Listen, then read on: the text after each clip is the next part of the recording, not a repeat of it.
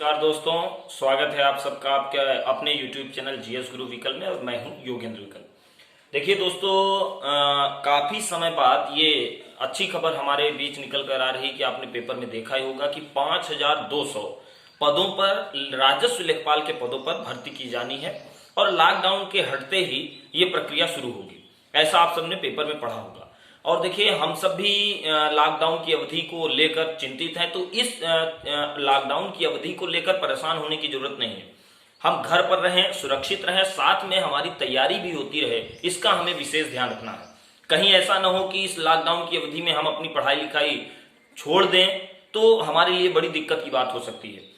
तो यहाँ पर देखिए कि जीएस गुरु विकल चैनल पर जैसा कि आप सबको बताया गया होगा, नागेंद्र सर ने जैसी इंफॉर्मेशन दी है कि राजस्व लेखपाल के पद के लिए यहाँ पर तैयारी आपके लिए कराई जा रही है। जैसा कि आप जानते हैं, राजस्व लेखपाल के बारे में, आप सिलेबस के बारे में आपको पता होगा कि इसमें 4 सेगमेंट हैं। आप इसके बारे में जानते हैं। पहला है, आप जानते हैं, सामान्य हिंदी। तो यहाँ पर सामान्य हिंदी की बात है। सामान्य हिंदी के आपको 25 क्वेश्चन मिलेंगे, तो सामान्य हिंदी पर हमको ध्यान देना है। फिर है अंकगणित। अंकगणित जो अरिथमेटिक का रोल यहाँ पर है, ये भी 25 क्वेश्चन होंगे। तीसरा है आपका सामान्य ज्ञान, जो कि आप जानते हैं सामान्य ज्ञान, ये भी 25 अंक का है। और चौथा और सबसे मजेदार जो पार्ट है वो है आपका ग्रामीण विकास। देखिए दोस्तों, एक जरूरी बात आपसे जरूरी बात करने के लिए यहां पर मैं आया हूं। जो सबसे महत्वपूर्ण बात है कि देखिए, सामान्य हिंदी, अंकगणित और सामान्य ज्ञान, यहां पर सभी विद्यार्थियों का, सभी अभ्यर्थियों का एवरेज लगभग बराबर होगा। जहां पर हमें सबसे चैलेंजिंग जो हमारा पार्ट है वो हमारा यही है, जिसको हम कहते हैं ग्रामीण विकास। ये सभी के लिए अनभिज्ञ जैसी स्थिति है। कोई भी अभी इस स्थिति में नहीं है कि इसके बारे में सही से पकड़ पाए कि क्या है। तो यहाँ पर ग्रामीण विकास का जो ये 25 नंबर जो है, ये हमारे लिए बड़ा इंपॉर्टेंट रोल प्ले करेगा। और यहाँ पर ये ग्रामीण विकास जो आपका इस चैनल पर ग्रामीण विकास वाला पार्ट यहाँ पर आपका मैं ही देखने वाला हूं। तो मैं पूरी तरह से आपको बताने वाला हूं कि ग्रामीण विकास के बारे में आपको क्या पढ़ना है और क्या नहीं पढ़ना है। जो जो यहाँ पर आपको बताया जाएगा, आपको वही पढ़ना है। और विश्वास मानिए, जैसा कि हमने हर एग्जाम्स में किया है, वही यहाँ पर होगा कि जो भी आपको यहाँ पढ़ाया जाएगा वो आपके पेपर में एज इट इज पूछ लिया जाएगा। अब देखिए, इसके लिए आप, जैसा कि आप सबको सूचना दी गई होगी कि 1500 रुपए फीस रखी गई है, जिसमें यह भी कहा गया है कि प्रथम 100 बच्चों के लिए फीस जो है वो केवल 1000 रुपए है, प्रथम 100 बच्चों के लिए। तो यहां पर आप, अगर आप चाहें, अगर आपको लगता है, अगर आप जीएस गुरु विकल चैनल पर भरोसा करते हैं, हम और हमारी पूरी टीम आपकी विश्वास पात्र है, तो अगर आप चाहें तो इस राजस्व लेखपाल के कोर्स में आप 1000 रुपए में ही इस समय एडमिशन ले सकते हैं और अपनी इस बाधित हुई पढ़ाई को जारी रख सकते हैं। यहां पर देखिए, अगर सबसे इंपॉर्टेंट बात की, देखिए सामान्य ज्ञान और हिंदी पर विशेष ध्यान अगर आप देंगे तो इवन यूपी पीसीएस भी, जैसा कि नोटिफिकेशन आ ही गया है, यूपी पीसीएस का एग्जाम में ये रोल प्ले करेंगे। और अंगगणित, और मान लीजिए कि ये तो सी सेट का पार्ट रहेगा। तो सामान्य ज्ञान जो यहाँ पर आप पढ़ेंगे, वो नो डाउट कि यहाँ जो भी पढ़ाया जाएगा वो आपके पेपर में एज इट इज पूछे जाने की संभावना 90+ है। तो चलिए, आज हम लोग बात करेंगे, जैसा कि हम लोग यहाँ पर देख रहे थे, अभी तक हम लोगों ने बात किया कि सिलेबस क्या है, और अगर आपकी इच्छा है तो आप इसमें एडमिशन ले सकते हैं। साथ में जैसे बहुत सारी क्वेरी आप लोगों की आई थी कि सर, जैसे क्या जीएस में स्पेशल कोर्स चल सकता है क्या, जैसे जीएस का स्पेशल हिस्ट्री का या पॉलिटी का, इकोनॉमी का, साइंस का। तो इसके बारे में आपको बता दें कि हाँ, ऐसी सूचना मिली है, ऐसा यहाँ पर बताया गया है कि आप जीएस में स्पेशल कोर्स अगर आप लेना चाहें तो आप ले सकते हैं। हर एक कोर्स की फीस है 555, केवल 555 रुपए में आप हिस्ट्री ले सकते हैं, या पॉलिटी ले सकते हैं, या इकोनॉमी ले सकते हैं, जो आपको पढ़ना हो। ये मैंने इसलिए बताया क्योंकि बहुत सारी क्वेरी आप लोगों की आ रही थी कि सर, जैसे आप लोगों ने, जैसे बिहार के मेरे जो भी स्टूडेंट हैं, जो भी यूपी के स्टूडेंट हैं, उन्होंने बहुत सारे लोगों ने कहा था कि क्या सर केवल पॉलिटी आपसे पढ़ सकते हैं। तो उसका आंसर बिल्कुल आपको, मैं पॉलिटी यहाँ पर पढ़ाऊंगा, बस उसके लिए आपको फीस देनी होगी 555। और सबसे अच्छा तरीका, अगर आप ये ना पढ़ना, पूरा जीएस आप पढ़ना चाहें तो वो भी है। जैसे देखिए, मैं बहुत सारे बच्चों को बता दूं कि जो आप लोग बोल रहे थे कि सर हिस्ट्री की क्लास आपसे लेनी है, तो यहाँ पर मैं आपको बता दूं कि हिस्ट्री भी आपको बहुत बेहतरीन तरीके से पढ़ाई जाने वाली है। तो अगर आप चाहें तो इसमें बेझिझक इस नंबर पे आप संपर्क कर सकते हैं। यहाँ पर आप देख सकते हैं,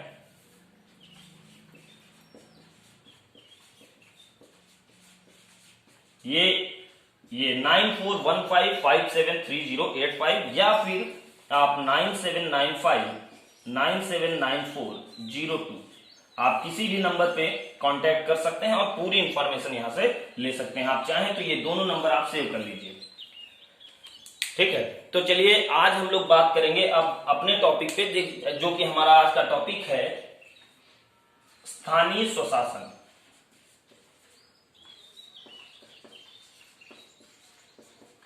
अगर हम बात करें स्थानीय स्वशासन की, जिसको हम लोग बोलते हैं लोकल सेल्फ गवर्नेंस, स्थानीय स्वशासन, तो यहां पर जैसे नाम से ही समझ में आ रहा है कि स्थानीय लोगों के द्वारा खुद का शासन। क्योंकि देखिए ये पहल इस वजह से इंपॉर्टेंट हो गई क्योंकि देखिए जैसे केंद्र स्तर पे केंद्र की सरकार होती है, राज्य स्तर पे राज्य की सरकार है, लेकिन जो सबसे प्राथमिक इकाई है जिसको हम गांव बोलते हैं, उसका संचालन या जो हमारा विकास खंड है या जो हमारी तहसील है, इसका संचालन करने के लिए कोई भी विशेष प्रावधान आपको यहाँ पर दिखाई नहीं देता।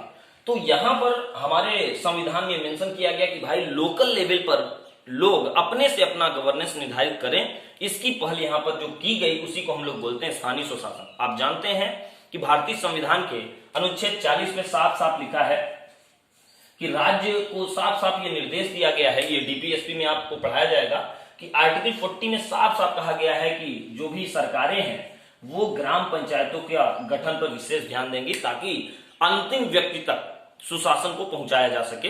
इस उद्देश्य से स्थानीय स्वशासन का रोल हमारे यहाँ बहुत महत्वपूर्ण है। अब आप यहाँ देखते हैं कि देखिए एक डायमेंशन यहाँ पर निकल के आती है कि भारतीय संविधान के जो जनक हैं बाबा साहब भीमराव अम्बेडकर और हमारे जो राष्ट्रपिता हैं महात्मा गांधी जी, दोनों के बीच इस मुद्दे को लेकर एक गहमा गहमी आपको दिखाई देती है। क्लास में आपको डिटेल में ये सब बताया जाएगा कि आप देखेंगे कि गांधी जी स्थानीय स्वशासन के पक्षधर थे। इन्होंने कहा कि गांव में स्थानीय स्वशासन को मजबूत किया जाना चाहिए ताकि हर एक आदमी तक इस शासन की मुहिम को पहुंचाया जा सके, जबकि अंबेडकर जी इसके विरोधी थे। उनका कहना था कि अगर स्थानीय स्वशासन गांव के लोगों को दे दिया जाएगा तो जो बुर्जुआ वर्ग है, जो मजबूत वर्ग है, जो प्रभुत्वशाली वर्ग है, उसी की पकड़ शासन पे बनी रहेगी और अंतिम व्यक्ति तक कभी भी सुशासन को पहुंचाया नहीं जा सकता। फिलहाल इसकी अगर हम बात करें स्थानीय स्वशासन की, तो ये केवल यहाँ पर आपको दिखाई नहीं देता। हम इसको शुरू में देखते हैं तो अगर आप देखें कि यहाँ पर अथर्ववेद जब हम पढ़ते हैं, जब हम एंशिएंट हिस्ट्री पढ़ते हैं, तो यहाँ पर एक हम पढ़ते हैं वेद जिसका नाम है अथर्ववेद। आप जानते होंगे अथर्ववेद के बारे में।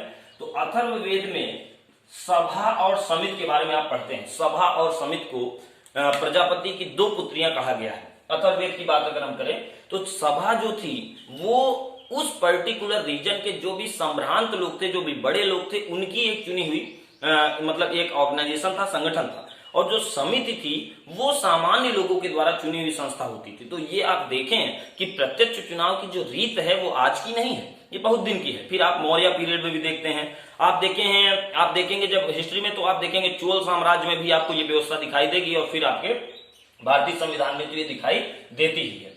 तो इसी पहल से जुड़ा हुआ आपका ग्रामीण विकास है। ग्रामीण विकास का जो ये पार्ट है ये स्थानीय स्वशासन से ही निकल कर आया है। जो भी हमारी पंचायतें हैं, आप जानते हैं स्थानीय स्वशासन को 2 भागों में बांटा गया। एक तो हमारा यहाँ पर आप देखेंगे कि पंचायतें, यहाँ पर आप देखें तो एक हमारा पंचायतें हैं और एक हमारा है नगर पालिका है। तो इसको आप देखते हैं, अभी देखिए पीसीएस में एक पेपर भी, पीसीएस के इस बार पेपर में एक क्वेश्चन भी आया था, अगर आपको याद हो, सीधा क्वेश्चन था कि पंचायतों के अधिकार में कितने विषय हैं। अगर आपको याद हो तो ये सीधे क्वेश्चन आया था, तो वो यहीं से क्वेश्चन आया था। जो आप जानते हैं, जब मैं शेड्यूल पढ़ाऊंगा तो इसको आपको अच्छे से बताऊंगा कि पंचायतों के पास 29 सब्जेक्ट्स हैं और नगर पालिकाओं के पास 18 सब्जेक्ट्स हैं। इस तमाम सारी बातें हम लोग करेंगे। तो यहाँ पर हम ये बताने वाले थे कि राजस्व लेखपाल का सबसे चैलेंजिंग पार्ट यहाँ पर आपके लिए होगा ग्रामीण विकास, और आप सबको इस पे विशेष ध्यान देना है। देखिए मैं ये बार बार आप लोगों को इसलिए बता दे रहा हूं क्योंकि देखिए अभी भी आप देखें, कल का नोटिफिकेशन अगर आप आयोग का देखें तो आयोग ने साफ साफ कहा है कि वीडियो के लिए वो कोई पेपर करवाने नहीं जा रहा है। वो जितने भी अधिकारी उसके पास हैं उसी को प्रमोशन के द्वारा वीडियो बनाने वाला है। तो ये आप अगर बात समझ पाए, जो वीडियो होता है ब्लॉक डेवलपमेंट ऑफिसर, अगर इसका सरकार अभी कोई बहुत पेपर करवाने जा नहीं रही है, तो मैं ये साफ साफ बता दूं कि आने वाले समय में भी आपको वैकेंसीज दिखने वाली नहीं।